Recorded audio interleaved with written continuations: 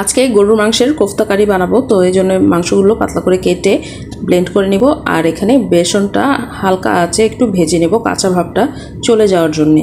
তারপর হচ্ছে আমি এখানে এই যে মাংসের কিমা, বেসন এবং পেঁয়াজ বেরেস্তা ভালোভাবে মাখিয়ে নিব। তারপর হচ্ছে একটা পাউরুটি আমি ভিজিয়ে রেখেছিলাম সেই পানিতে, তো সেই পাউরুটিটা দিয়ে দিব।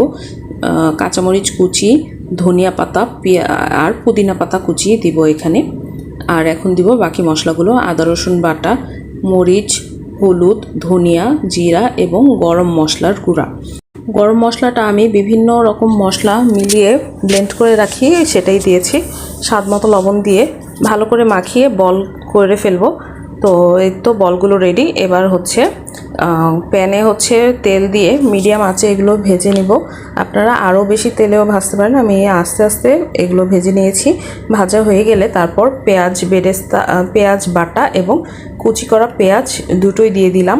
এবং এখানে দিয়ে দিব লবণ, হলুদ, মরিচের গুঁড়া, গরম মশলার গুঁড়া আর বেসিক সব মশলা, ধনিয়া, জিরা এগুলো দিয়ে দিলাম। আদা রসুন বাটাও দিয়েছি।